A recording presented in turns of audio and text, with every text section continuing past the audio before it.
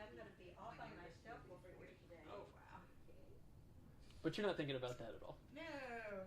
Yes. Well, when you go to introduce someone as your grandson-in-law, you're like, I just say he's my Gil. Your grandson-in-law. That's We awesome. just do initials now. You know, I'm his Yeah, Gil. yeah, yeah, yeah. He's my Gil. That's awesome. They was like, oh, that's going to get too warm. I've got beds and everything else. I just like my coat sitting over there. Yeah, my body can't make this adjustment from the high 80s. We went to Texas, and it was 86 at like 3 p.m. on Christmas Day. So Well, 76 here. Yeah, I mean, it was. what? That's crazy. It was. Yeah, had the air conditioner on Yeah. Saturday in Woodstone on Sunday. Yep. Yesterday was a bad.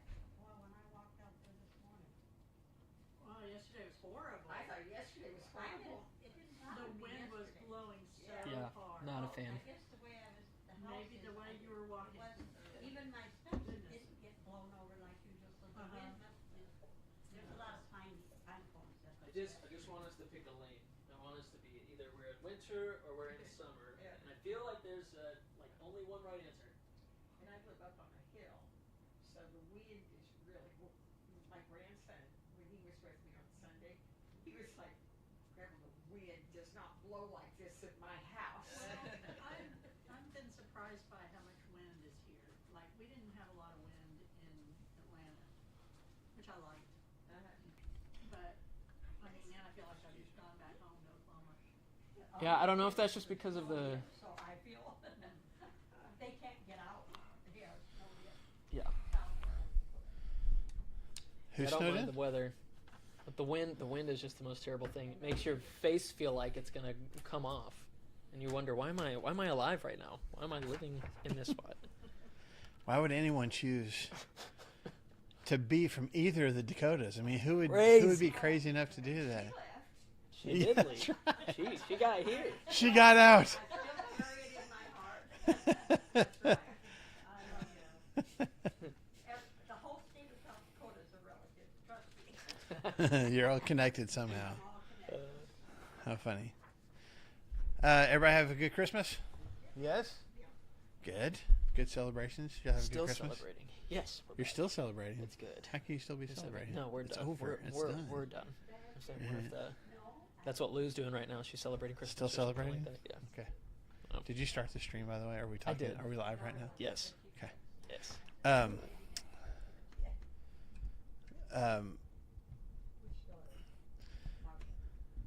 But y'all know what happens in, well, I guess technically tomorrow, but Yes. tomorrow's New Year's Eve. Woo! So we have New Year's Day in 2 days. So obviously we need to find out more about this holiday. I mean, how can Yeah, we we start do. class without having any kind of Crazy. trivia about the upcoming crazy. holiday, right? So does anybody know when the first New Year's Eve ball in Times Square, the first one ever dropped? Say it again? The first the ball that drops on Times Square on New Year's Eve, what year was the first time they did that? Like 70, On the news this morning, really? Okay. 76? Like Really 1976? Yeah. Oh, Brandon. I don't know these things. Yeah. 1976 is super old. 40? Nope. 1907. Oh, 7? 1907. Because then they told them they got a bigger one and pulled off. Yeah, there's been multiple versions of it. Like it's gotten a little bit. Well, okay, so the first New Year's Eve ball was originally made of iron and wood, and covered with 100 light bulbs. 100. Well, electricity hadn't been around for very I long. guess you're right. So, I was like, man, uh, that's probably yeah, spectacular. so 100 light bulbs weigh 700 pounds. Okay, And they put it so- on top of a building and they to drop it. come down. Yeah, 700 people were there. I know, yeah, exactly. probably. Oh, 7. Did you get that? With all the crystal and the LED lights and everything now. But I didn't. I should have wrote all that down. Yeah, 11,875 pounds. Yeah. That's what the this current year. ball weighs. 11,000. So we started out with a 700-pound one. Now How we're are up we to doing a 6-ton one, and it's covered with 32,256 LED lights. So a little bit brighter, I guess. You know. Golly. Okay. So the tradition of finding someone, when the ball drops, when it hits midnight, New Year's Day, I guess technically, you're supposed to kiss somebody, right? Kiss your significant other, kiss a dog, I don't know, whatever. According to Scottish tradition, who are you supposed to kiss when the clock hits midnight? Probably like your mom or something like that, right? Anybody else? Brandon says your mom. Anybody else want to guess? It's your mom. Person next to you. Just Yeah. whoever's on your left. Yeah, you're kind of both right. Everyone in the room, just whoever's in the Oh, room with wow. you, just everybody give everybody a kiss. So you Wow. might want to really pay attention to what room you're in If they're celebrating in Scotland. if you're celebrating in Scotland. Next New Year's Eve. Uh huh. Oh, awesome. She'll get a kiss. Why New Year's Eve? I mean, Well, I don't know. It'd be a festive. Yep. I did a wedding on New Year's Eve one year. The Jacksons got married on the forget their 6th. Yeah, that's true. That's true. You can't forget. The Dutch believe that eating this certain food on New Year's Day will bring good luck. Dutch. Hmm. Those Dutch people. Yeah. What are you going to eat on New Year's? Fish. Not fish. No. This totally surprised me. My mother used to tell us, and she did it every New Year's, that cabbage and black eyed peas. Yeah, that's not. That's American, though, yeah? Mama, this is not working. Yeah. Gets, This is more. I guess you would say, at least to me, a more recent food. So I don't know how long this has been a tradition, but it was on the internet, so it must be true. That's right. You want me to tell you? Donuts. The Dutch believe that eating donuts on New Year's Eve will bring good luck. I Okay. can buy into I that. mean, sure. Yeah. you Yeah, know. why not? Yeah. So run Just by go for Krispy it. Kreme and get your donuts on New Year's Day. I think we talked about this last year. In Spain, you eat 12 of this. I'll even give you a hint. 12 of this certain fruit Great. at midnight for good Grapes. luck. It is grapes. That Yep. was the first I had Yeah. heard of that. Was when Yeah. you said it last year. Yeah. It's so weird. And then Southern people eat what vegetable for good luck on New Year's Day? Black eyed peas. Black eyed peas. You hate them?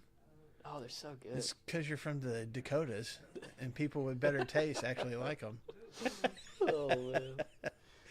Now, and I was told that it's the number of black eyed peas you eat is the number of good days you'll have. Like that's part of the good luck. Like, Grandma eat just so gave many- me a bowl. Like, Yeah, we so just eat a bowl. 365 of them, and every day will be a good day. Yeah. I would look at that and be like, "That's." So you're gonna have to count them out. God, no. Anyway. So this is enough for me. I don't know why. I don't know when this started. I don't even know if this is real. Okay. Oh. I'm gonna say it anyway. Smashing a peppermint version of this animal is considered good luck in New York. A peppermint version of it? Yeah, I'm asking what animal. Yeah, it's an animal that's made of this particular thing. Is It's it a- shaped like an animal. Native New York. No, animal, it's a like I was like, pigeon or what? something? No, it's not even pigeon. Not a subway rat. Nothing. Yeah, it's a rat eating a pizza. Nope. I don't know. No idea. It would be a farm animal. No, Pig? a pig. In New York? Smash a peppermint pig Are those even a thing? on New Year's Day. I don't know why. Huh? Well, if it's made of peppermint, I don't know. Anyway, I don't even. Have so anybody ever interesting. heard of I've that? never That's even why I brought it heard up. I in haven't New even York? heard of that. Those My New niece York lives in is- New York. I'm going to ask her. Here, let me text real quick. Gracie? Okay. What country smashes plates on New Year's to ward off evil spirits? Smashes plates on New Year's to ward off evil spirits. Sounds like a Spanish thing. No, Spain. they're Spain. eating grapes. They're not smashing plates. They're We're eating only grapes. doing one one tradition. That's it. No, it's Denmark. Those crazy Danes are smashing plates to ward off evil spirits. I know. It yeah. really would be. Though. Stay away. Yeah. Be gone. Yeah. I wonder if they buy a set of plates to smash. I'm sure. I'm sure. Yeah, Yeah, that's right. and just That's right. Okay, That was probably started by the people who make plates. that's right. It's all a scam. You got these evil spirits, but here's how to get rid of them. Okay, what color underwear is considered lucky for New Year's in Italy and Brazil? got to wear this color underwear I'm gonna say golden. on New Year's. I don't know. I feel like that's the only move. No, not black either. Red. Red. Wear red underwear on New Year's, and that's going to be, you're going to have a lucky year, I guess. So everybody remember that. Sounds good. And then just a couple of quick facts for you. 80% of New Year's resolutions, at least in the United States, 80% of them are dropped by the end of January. Yeah. Well, you couldn't make one. Don't even make them in the first place, right? And I think we talked about this last year, but there is now becoming a nationally known Quitters Day Yeah. in the U.S. on the second Friday of January. Second Friday of January is known as Quitters Day. So if you can make it, past Quitters Day, you might You're have a a chance. winner. You're Yeah, a winner. exactly. So just want to share those fun facts with you. New Year's is coming up. Hope you enjoy your celebrations. The ball is going to have red, white, and blue bulbs on it this year to start a celebration of the country's 250th That's right. anniversary. And then Forgot about that. for the first time ever, there'll be a second ball that'll be dropped on July the 4th. Oh, In celebration Of that. 250. well, that's fun. 250. That's crazy. Show. Yeah. That's awesome. On them for fun facts. Man. That's awesome. Second ball Okay, on the speaking of the 250th anniversary of our country, this will just kind of lead into our study. Oh, really? So Oh, yeah, we're really? in Mark chapter 12. We're in Mark chapter Let's 12. see what's going on here. So what would you? I mean, man, we could debate this. It probably has been debated, thousands of times. Of all the laws in our country, which one's the most important? Which one matters most? Which one's the best? One that has the biggest effect on you. However you want to define it, if Pay your taxes. pay your taxes. It has the biggest impact, doesn't it? You guys already talked about that, right? This free speech. Yeah, that's a good one. Huh? Free speech? Yeah. Yeah. Is it the First Amendment? Right? Isn't that free speech, free religion, free assembly? Mhm. What's the other one? Press? Those are two different things, right? Speech and press. So those four. Mm-hmm. Freedom of speech. Yep. Right to assemble. Yep. So is that the best? Is that the greatest? It was important for our founding fathers, so they wouldn't have made it the first. Right.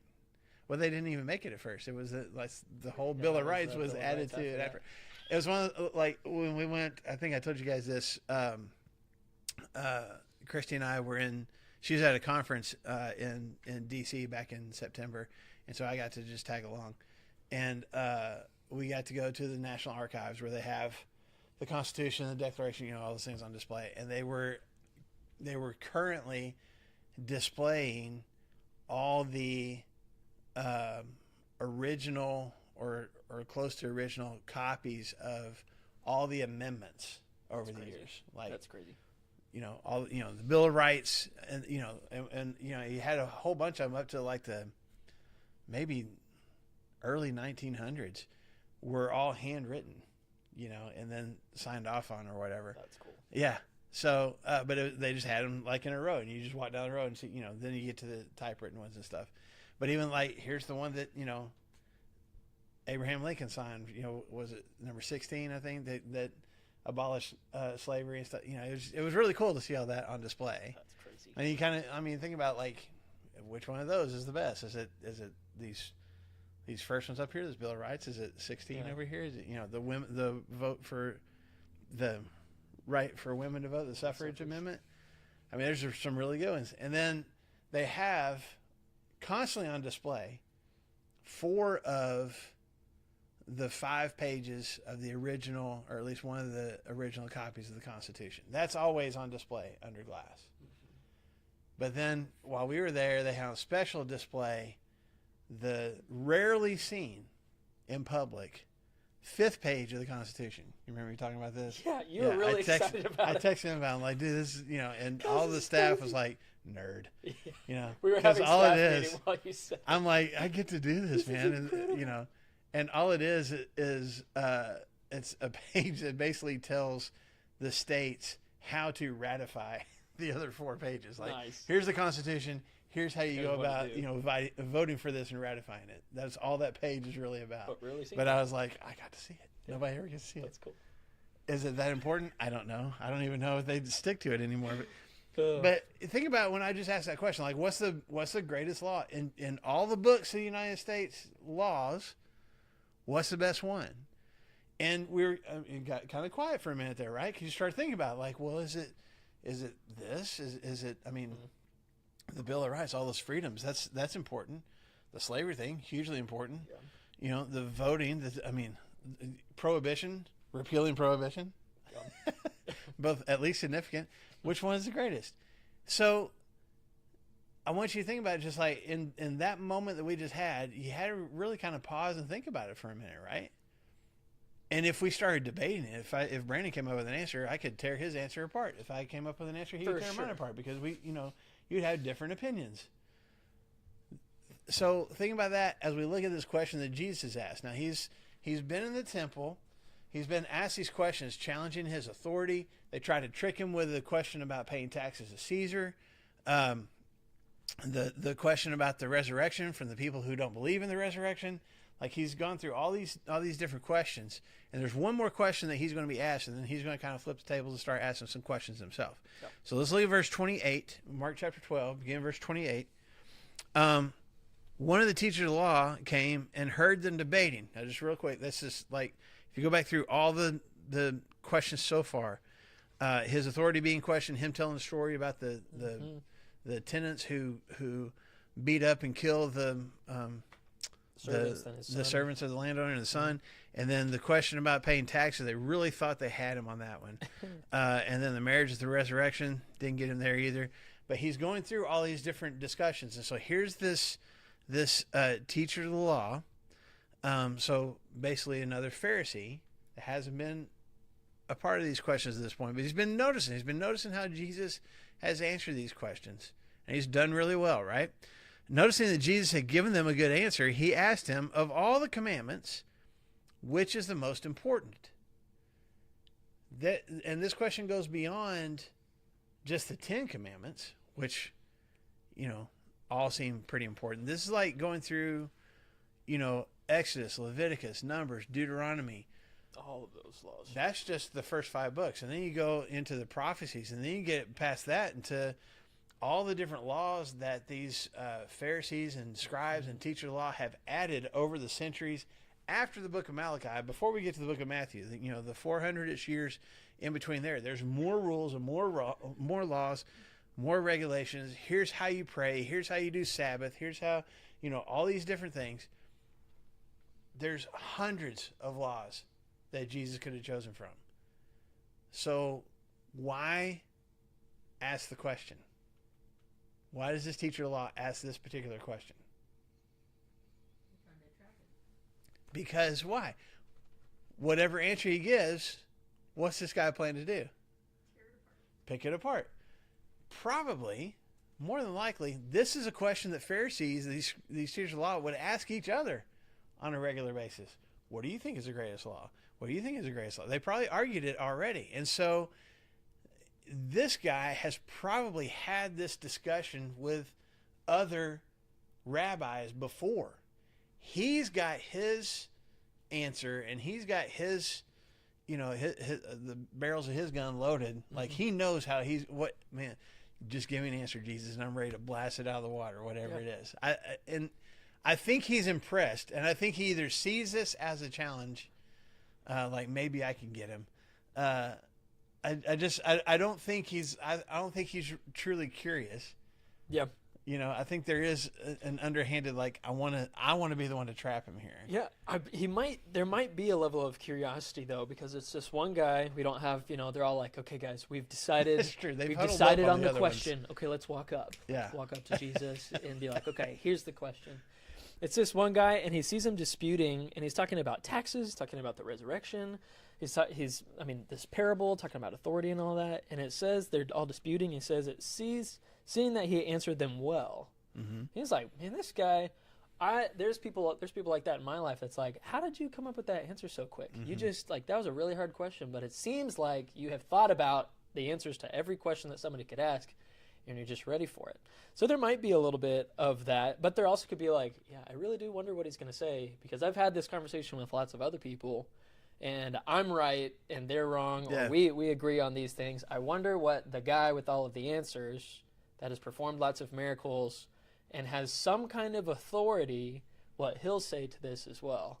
And so it'd be like, yeah, I wonder what the guy with all of the answers that's really good at debating, I wonder what he's going to say too. So he asked him this. So it great could be question. either way. It could be he's actually trying to trap him, or it could be like he's actually almost like a Nicodemus kind of guy. Yeah, He's actually kind of almost. curious, Yeah, almost. like wondering what he's going to say. Yeah. Okay, of all the commandments, which is the most important? Verse 29, the most important one, answered Jesus, is this: Hear, O Israel, the Lord our God, the Lord is one. Love the Lord your God with all your heart, with all your soul, with all your mind, and with all your strength. And the second is this: love your neighbor as yourself. There is no commandment greater than these. So Jesus goes all the way back to, Deuteronomy. the old law, and in Deuteronomy, this first phrase, "Hear, O Israel, the Lord our God, the Lord is one." That's referred to even nowadays as the Shema.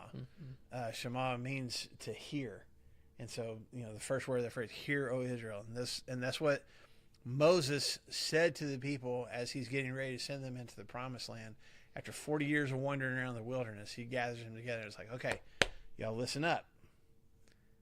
First things first, the Lord is our God, and he is one. He's not a whole bunch of gods, Yep. And his heart is not divided a whole bunch of places.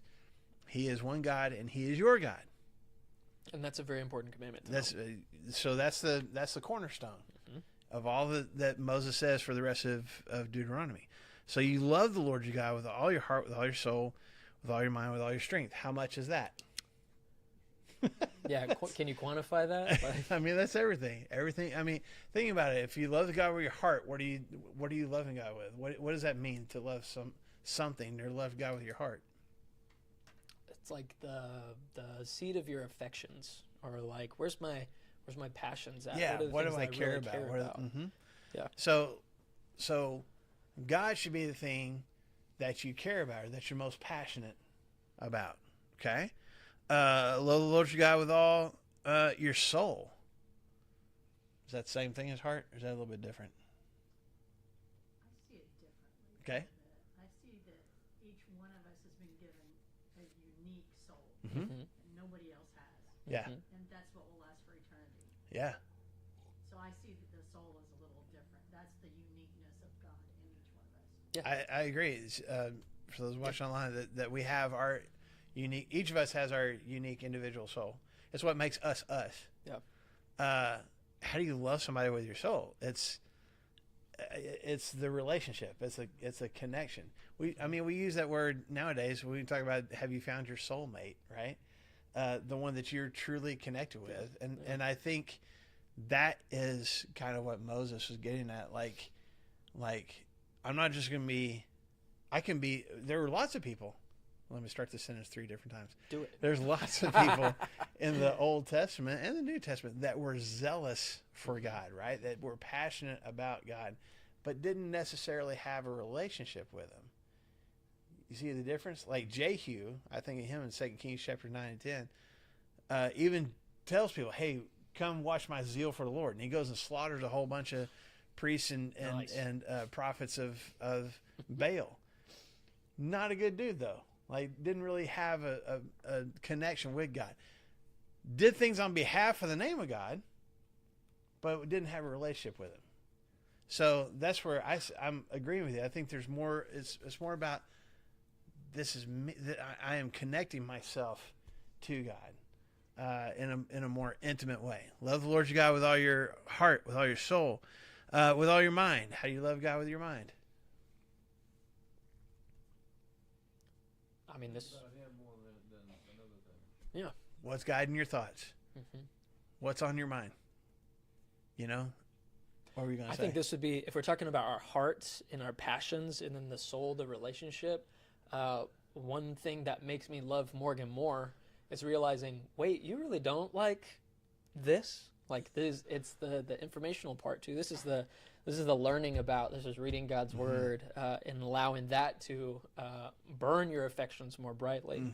In that this is why reading the Bible every morning, every day, reading the Bible in a year, or having reading plans and stuff is so important, because the more that we know about Him, it should spark our affections to love Him more passionately and more relationally, because we know who this person is, which is why it's so cool. They always say you keep on dating your spouse. You keep on trying to learn new things about people and all that. And Morgan and I have learned a lot more about each other this year, about just like little hobbies and stuff like that. And like, wow, I didn't realize you didn't. Yeah, no, I've never liked that. You know, these kinds of things. And you're like, oh, and you learn to appreciate and love them more because of the knowledge base that you have. I'm glad that it's included here, because it's not just love the Lord God with all your mind. Just know the baseball card, know the facts and stuff. Know the stats. And then you're good to go. It's all tied in with the heart and soul, and then strength at the end. Well, and to piggyback on what you just said, which I think you said very well, but I think, you know, we've talked about how knowledge oftentimes in Scripture is not just gaining factual, remembering the facts about something. That a lot of times, especially when we're talking about our connection with God, when God says, I want you to grow in your knowledge. When Paul tells the church, I want you to grow in knowing who God is. It's not just gaining facts, it's experience. I want you to learn about Him by experiencing a relationship with Him. The more that you learn, the more that you experience loving God with your heart, with your soul, the more you understand Him. And yeah, definitely find out the facts, but also experience those facts about Him through your own relationship with Him. And then the last one, love God with all your strength.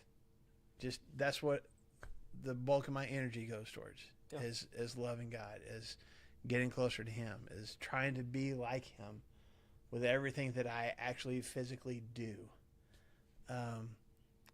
And it's funny if you think about, Jesus is picking a command that was first uttered 1,500 years before Jesus was on this earth, and He's still reaching all the way back to that time when God was first talking to His people and saying, "This is what I want from you. I'm going to be your God. Here's what I want back from you." And this was it.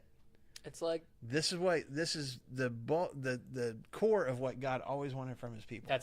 It's like God knew what He was doing whenever He was but it's the same thing now, because here we are 2,000 years later, and it's like, man, instruments, carpet, church building, denominations and stuff. It's like, am I doing this though? Am I loving God with all my heart? Yeah. And so if we ask the same question, He's like, hey, just so you know, it's the same thing. Yeah. Here's what's most important. Yeah. We will argue and divide ourselves over a whole bunch of things that God was like, yeah, but are you doing this? Are you loving? Because this is what I really want. I like the question that you opened up with, was like, how much of this, how much is that? And it's like, well, this is like everything. This is all encompassing. Yeah. This is everything that makes me me. I am pouring into Him. I completed a program with some other brothers of mine that it was for an entire year, and it was focused on this one verse, and it divided up the years into quarters, and the quarters were heart, soul, mind, and strength. And so for the first quarter, all we did was talk about heart and what it means to love God with your heart and with your passions and what that looks like. And then we worked through soul, mind, and strength, and it was just really cool to see all of that, how all that stuff works.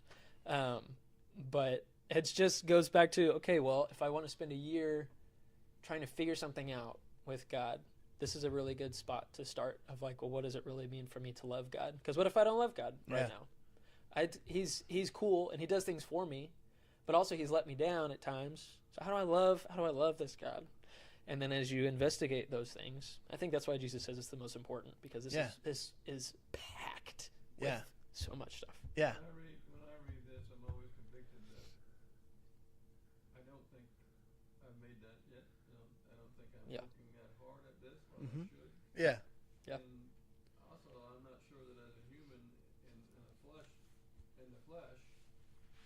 that I can. Yeah. It's always going to drag me backwards. Yeah. But I've got to try. Yes. So I have to be reminded of this verse. Yeah. And what my purpose is and what my direction should be. Yeah. I don't know that we'll ever get to the point where we're like, Okay, done. Got it. Check. What else? It's something that we always,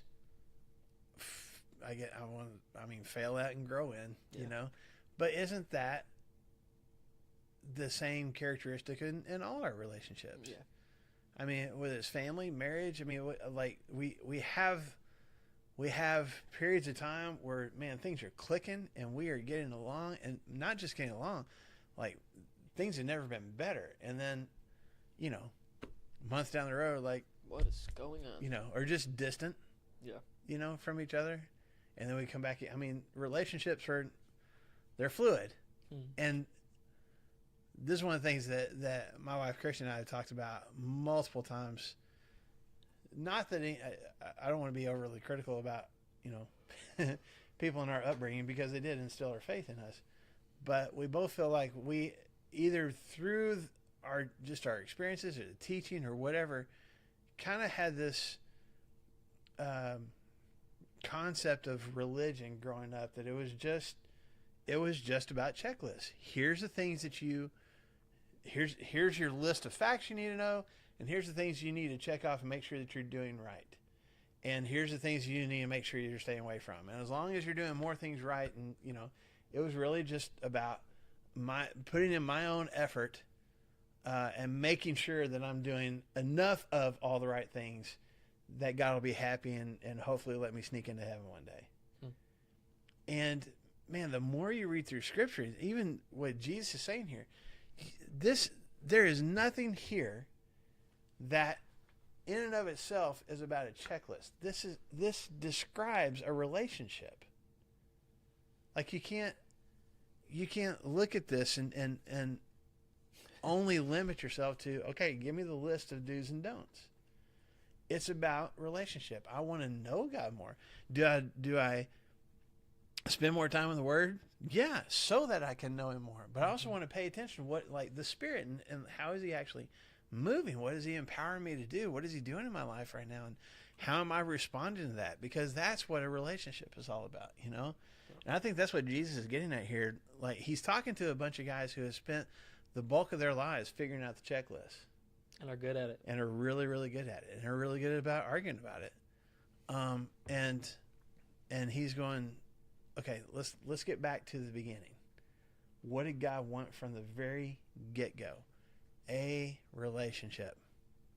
He wanted to mean more to His people than anything else. And once we've got that as the cornerstone, everything else kind of falls into place. Like before we move on to the next part, the finality of Jesus right here is really encouraging. If I didn't know this story and some of you guys came and asked us, like, yeah, I mean, look at all these laws, which is the most important one? To be like, well, I think it probably, I mean, the Ten Commandments that's kind of a big deal. And so I guess probably the first one, you know? Yeah. Like, okay. And you and I could probably defend our spots if we were to do that. And Jesus is like, here's the most important one. Yeah. Like like you said, they debate this all over the time, and he probably has his presuppositions that he's going to bring to Jesus. And Jesus is like, no. The most important commandment is this. Hear, O Israel, the Lord your God And He is doesn't one. even really elaborate on it No, very much. he just He's like, says it. Yeah. Yeah. And I think that just kind of goes to like, well, Jesus, that's His main mission. He's coming to destroy the works of the devil and to free His people from sin through His death on the cross. And He's like, guys, this is a relationship. Here's the most important commandment. Hear, O Israel, the Lord our God is one, and you love Him with your heart, soul, mind, strength. And the second one, Yeah. which you didn't ask me about. Yeah. By the way, before you debate anything, there's also a second one. It's like right there behind it. I didn't even As ask to what? Yeah, I didn't even ask that. Love your neighbor as yourself, okay? The second is this: love your neighbor as yourself. There is no commandment greater than these. That comes from Leviticus chapter 19. And as you're reading through Leviticus, you kind of breeze, like, it's not something that stands out. Like, it's kind of in the context of this whole other paragraph that God is talking about. And yet Jesus pulls that out and goes, like, this is core. To love, actually care about your neighbor. Now, he got asked that question by another guy. It's in Luke chapter 10. And that guy was like, and maybe the same guy, I don't know, but no, Yeah. it was a different time. Anyway, that guy was like, so who's my neighbor? And Jesus is basically like, everybody's your neighbor, Let you me tell know? you a story. Yeah. But that was the whole point. Like, love the people around you. Love the people that you come into contact with. Don't just tolerate them. Love them. Don't just smile and, you know, tell them have a good day. Do something for them. This word love is a sacrificial love. Like, go out of your way to bless someone else on a regular basis. And that needs to be a defining character trait of God's people. By the way, let me interrupt myself real quick. I can look back here and see that at some point the screen froze. So I don't know if we're still doing cool. audio online or not, but Brandon's, you know, if you're watching online, Brandon's really into I'm saying whatever something. point that he's making. I'm saying But something. I'll check really quick. hopefully the audio is still going to this point. Otherwise, it's just you guys are getting to enjoy this whole thing. Woo! Anyway, you know, the love your neighbor as yourself and love the Lord God. Okay, think about this. How many of we still got the audio going? The audio's still running, Okay. How many of the on and off. okay, it's probably our internet connection, and it probably happened because of the cold weather and stuff like Oh, that. I If I didn't was guessing. consider that. The electrons are cold. They're just not. We gotta they're warm them not- up. We gotta yeah. warm them up a little bit. Or, you know, Brandon was the one that got everything set up this morning, so it could be a colossal mistake that he made. That's so. very likely. Think about our 10 Commandments, right? Don't have any other gods before me. No graven images. Don't take the Lord's name in vain. The Sabbath, honor the Sabbath, keep it holy. Okay, so first 4 commandments are all about who? All about God and our relationship with Him. Okay, then honor your father and mother. Don't murder. Don't commit adultery. Don't lie. Don't covet. Don't steal. You know, who's that? Where's that connection? With each other. Okay. So even if you just took the Big 10, so okay, well, let's focus on these 10 commandments. They still fall under this umbrella. Once again, it's like God knew what He was doing whenever He gave these things. Yeah, and it's also Jesus going, okay, you guys have really overcomplicated this too, because these Pharisees, these teachers of the law, have created so many addendums and clauses and, you know, other checklists that you almost forget what the point was in the first place. And I'm not even saying that was, you know, evil intent on their part. It's kind of what we do. For sure. With a lot of different things. We get so focused on doing certain things a certain way that we forget why we're doing them in the first place. And that can apply to our jobs. That can apply to, you know, stuff going on with our families. I mean, we do that a lot. And why are we even, you know, we'll get so, I mean, even this time of year, we get so bogged down into Presents and schedules. and traditions and making sure that we do, you know, and we totally forget why are we even doing Christmas in the first place, right? And that's just one example. And so I think Jesus is, even as he's saying these 2 commands, going, look, your regulations about, okay, how much can I carry out of my house when it's on fire on the Sabbath, and you got 15 different rules about that. It's fine, but why are we even keeping the Sabbath? What's the point? You know, the point is to tune everything else out, spend a day with God. Forest for the trees.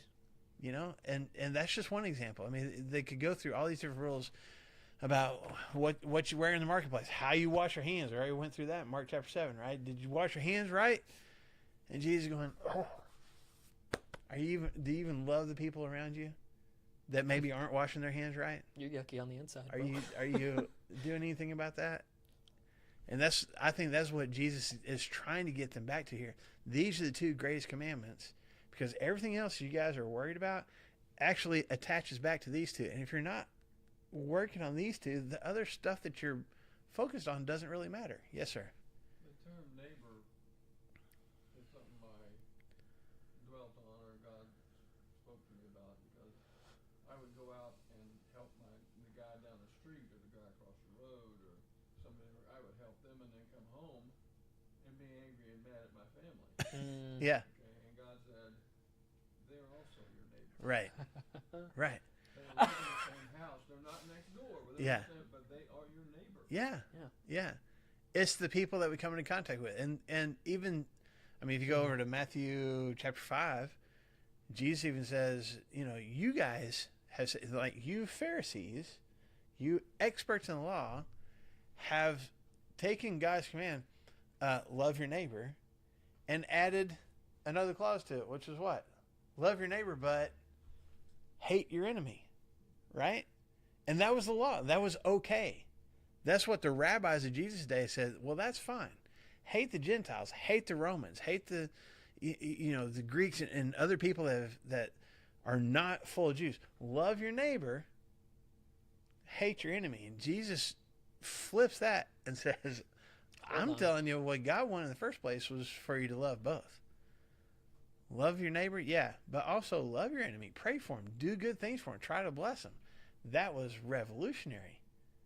Yes, ma'am. Is agape used in both places? Yes. in this? Mm-hmm. Absolutely. Yep. Sacrificial love. Do something that costs you for someone else. And for God. Yeah. And that, to your point, that includes your family. That includes the people that you can't stand. People that you work with. Yeah. People that you see on a daily basis. Oh, a daily basis. Okay. Real quick. So here's the guy that asked the question. Says this in verse, where are we at? 32. Well said, teacher. Okay, good answer. Which again goes back to maybe he really wanted to know what Jesus' response was, or if he was It's trying to trick him, he's like, A little snide. Oh, yeah. you got me. He was about to say something else, and he was like, nice answer. Yeah, he says you're right in saying that God is one, and there is no other but him. To love him with all your heart, with all your understanding, with all your strength, and love your neighbor as yourself is more important than all burnt offerings and sacrifices. Oh. So he even kind of starts to get it. Like, we've got these rules about how to worship and all the things we're supposed to do, and these are actually more important. Yep. So it starts to sink in. Yeah, and it's kind of like, yeah, it's sinking in, and he's like, okay, we're making all these burnt sacrifices. He's scooching back to Jeremiah's time, where, what is it, Jeremiah? Which prophet is it? And he says, I don't desire sacrifices. I desire mercy. And that's what I want. I want you guys to love each other. I want you guys to forgive each I other. think it's Isaiah. Is it Isaiah? Okay, I was getting them mixed up. Yeah. So thank you be for the burnt offerings. That's great. You are leaving the altar and not forgiving your family, not forgiving your neighbors. So I don't desire that. Thank you. I don't desire that. I want mercy. I want other people to do that. Yeah. And so I think he's kind of connecting back to some of these of like, okay, love. Yeah, love is at the center. You're right. Yeah. I almost see it's a very long sentence. This is totally, I don't know if this is scriptural or not, but I totally see him being like, oh, I totally had a counter argument. I had all these things I was going to say. So I'm just going to repeat the things that Jesus said back to him. And then maybe I can leave after that. I don't know. But he includes this one part, which I do think is like, okay, yeah, no, I get it. And I don't have any follow-up questions. Yeah, that is more important than burnt offering. Because where are they having this conversation? In the temple. What happens in the temple? What do? You do burnt offerings and sacrifices, right? So that's it's gonna what happen. you come to the temple for. And so even this guy, who is an expert, is looking around in the building that they're in and going, you know what? What you just said really is more important than everything that's going on around here right now. Okay? And Jesus looks back at him in verse, where we're at 34, when he saw that he had answered wisely. Because remember, that's the whole rabbi thing. You toss answers back and forth. You are not far from the kingdom of God. And from then on, no one dared ask him any more questions. That's pretty high praise from Jesus.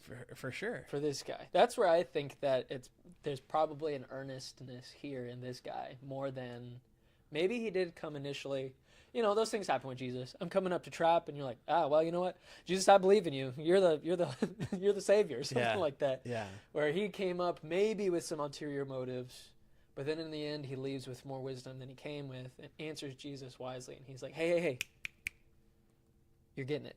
Yeah. You're not that far from And he harks back to the kingdom of God, which is Jesus' first sermon.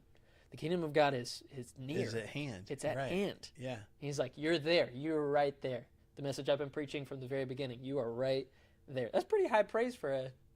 For Like sure. a And you teacher think of law. about like when the rich guy back in chapter 10 Yeah. came to Jesus, like, how do I get to Into the it. kingdom? And he's like, well, keep the commands. He's like, yeah, but I have. Great. Well, then what was missing? One thing you lack, which is what? Sell everything you have and get to the poor. And it's a big thing. Now, is that what Jesus required of everybody? No. Why did he require it of that guy? That was So everything. think about that in comparison to what Jesus just said here. What's the most important command? Love God Alright. with everything. With everything that you are.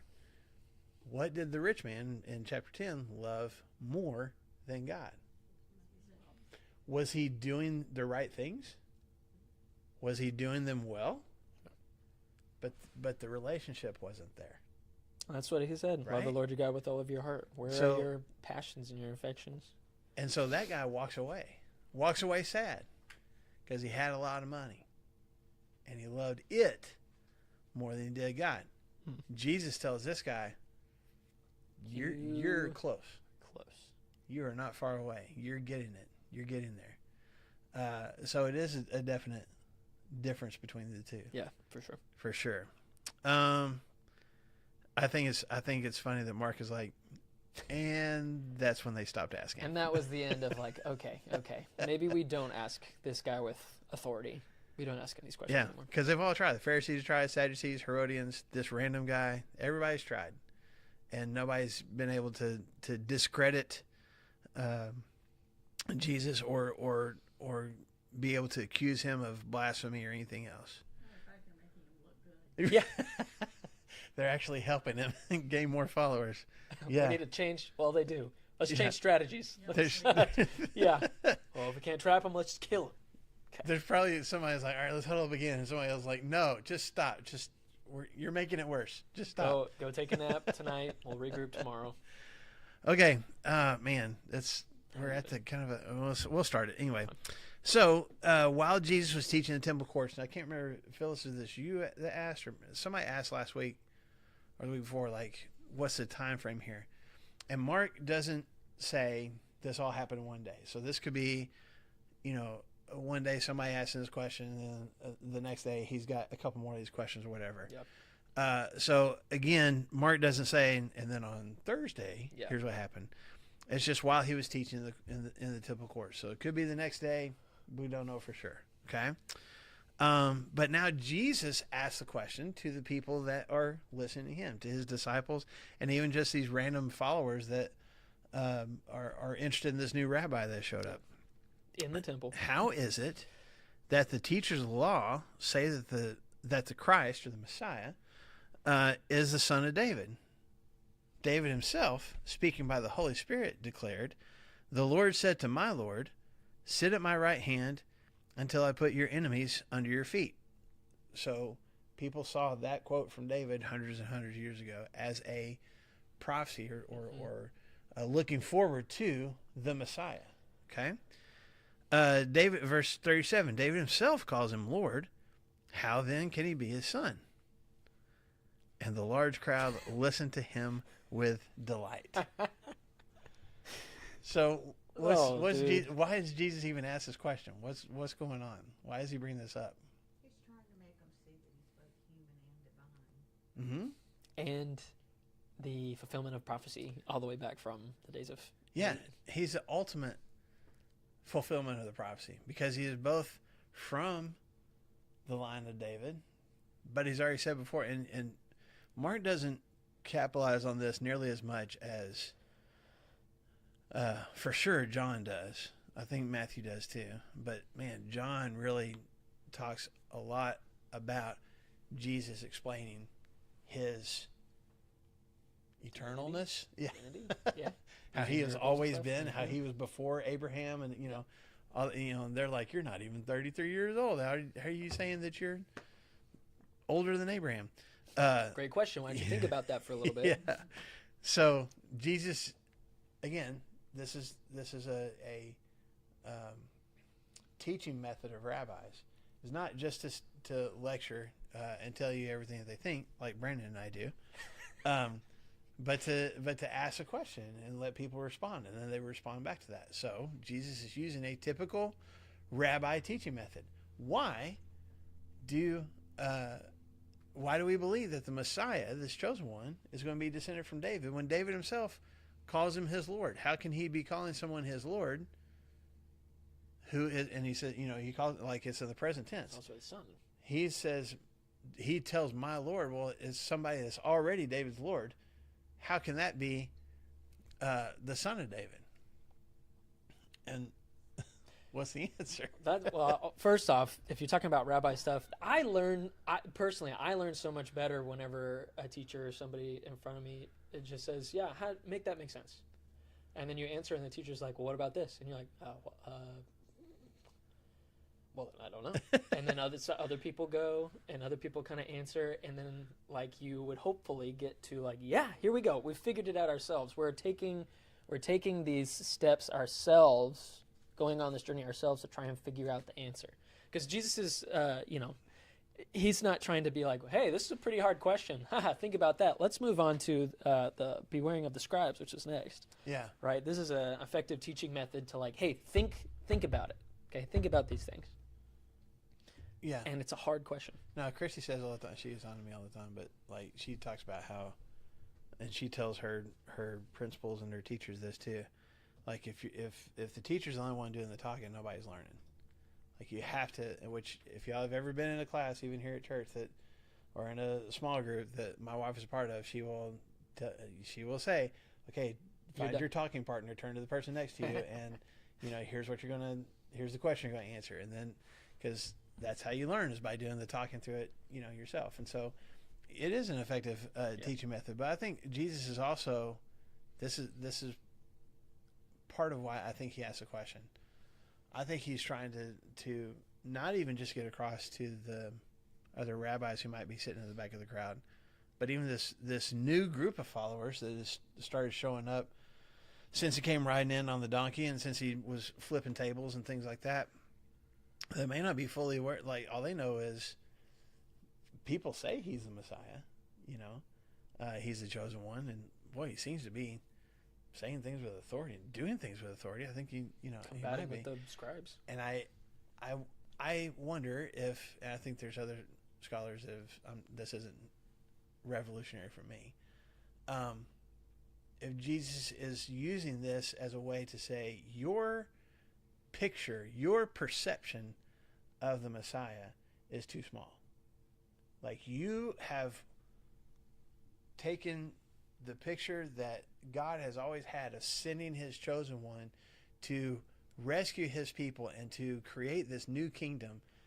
You have shrunk that down to this warrior king we've talked about, right? That's going to come in and free the Israelites and reestablish the kingdom of Israel. And it's almost as if Jesus is going, that's just too small. We talked about this with when I was talking a couple of Sundays ago about Simeon's song, and even in Isaiah, God saying through Isaiah, I believe it's Isaiah 49, where he's like, it's not enough. It's too small of a thing for me to just rescue Israel. I'm going to be a light to the Gentiles too. I want to be a light for the whole world, not just this one section of it. And I think that's part of why Jesus says this, is like, all you have in mind is this guy that's going to somehow be descended from David, and he's going to do some amazing things, but it's all going to be limited right here to this section of the Middle East. And yeah, other people are going to recognize the power of this country, but it's still just going to be limited right here. And he's like, that's my kingdom. Expanded. Is going to be bigger than that. The Messiah is bigger than that. It's not just a descendant of David, it's David's Lord.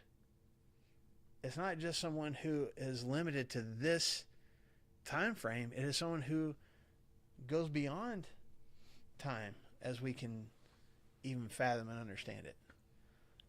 Your concept of the Christ is way too small. I don't know. What do you think about that? Yeah, I mean, there's at least 4 or 5 different verses that or different prophets that the Jews would hark back to and say, "Hey, look, we're looking for this warrior king," and these prophets or this were priest, or that yes. those verses were very clear of like he's going to set up a nation.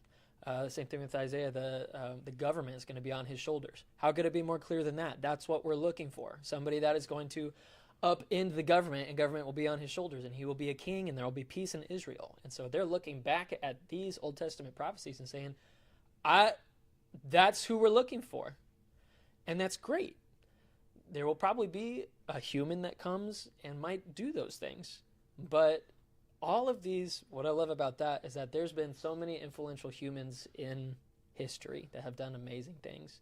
But each of them have only ever been a man and have only ever been able to like affect those people around them, and only for a short period of time. Now, some of those legacies, like, some of these, I mean, just even are you talking about like the civil rights movement and everything, Martin Luther King, like their legacies last on forever. But the truth is that he was just a man with a mission from Memphis, and his legacy continues. But Jesus is like, hey, how could David be talking about his Lord, but then also somebody, we're talking about God. We're talking about everlasting to everlasting.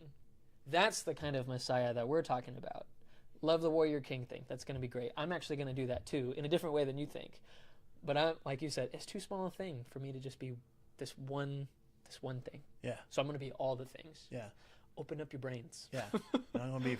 I'm already from the beginning. Yeah. And I'm going to continue last. And so these. You need to broaden your horizons a little bit. I love that that's so complex, and the people are like, and mine says, and the great throng. What does yours say? The large crowd. The large crowd. I don't like the word throng.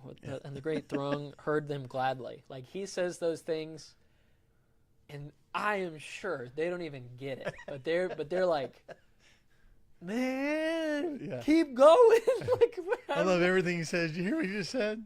I don't know. Just go. Peter's like, did you hear that? That was awesome. Yeah. All right, keep Doesn't going. get it. But yeah. Just keep going, Jesus. Yeah. It's not the fact that the crowd even fully understands what Jesus is saying, but they love every minute of it. Yeah. They're gobbling it up. And I think that there's something deep that they may not even realize themselves that they are getting from Jesus, of like, oh, this is what we've been waiting for. There's something deeply internally that makes them joyous and glad. If somebody got up in front of me and said those words just like that, I'd be like, okay. Great. Whatever. The authority and the way that Jesus has done all of this stuff, the people are sitting at his feet and they're like, man, keep going. I don't get it, but keep going. Like, keep talking. Keep telling us about these things. There's this gladness and this joy that I think is coming from the Spirit that is like indwelling, is Jesus. And that's just kind of overflowing into the people too, which is great. These are some really important things that Jesus needs to articulate about himself before he's crucified. And that these people, whoever they are, these people are going to think, man, Jesus was talking about David, but the Lord, what does all that mean? Yeah. And what's interesting, and we'll wrap up with this, maybe some of the same people, because this is a time leading up to the Passover, so there's a whole bunch of people in town that wouldn't normally be in town. Yep. They're coming to the temple, and they're coming to listen to him. They're so excited. Like, they're just gobbling up everything that Jesus has to say. More than likely, some of these same people in just a few days are going to be clamoring for his death. Same people, so I don't know how much of this is actually sinking in, but at least for the moment, people are wanting to hear more. They're wanting to, like, they're enjoying what it is that they're hearing, and they want to hear more of it. So hopefully, just final thought, hopefully that's always what can be described of us. The large crowd listening to him with delight.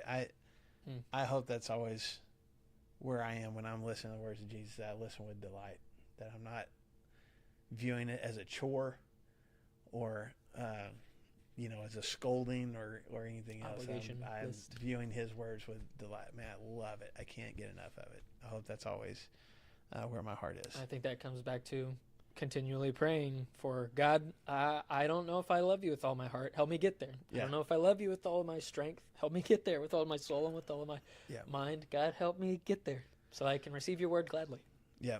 So when we come back next year, Oh, Marshall. yeah, It's like they weren't sixth grade, man. they weren't listening to that with delight. But when we come back next week, we will see that Jesus kind of turns. He becomes the critic. He's been dealing with criticism his whole time, and he does some pretty harsh finger pointing. As he should. Well, as we wrap up this chapter. So thank you guys for the time today. Sorry that the internet connection messed up. I don't know how Still many of you looking cool. online got to hear all that, but thank you guys for being here today. We'll see y'all next week. Thank you. Have a good New Year too.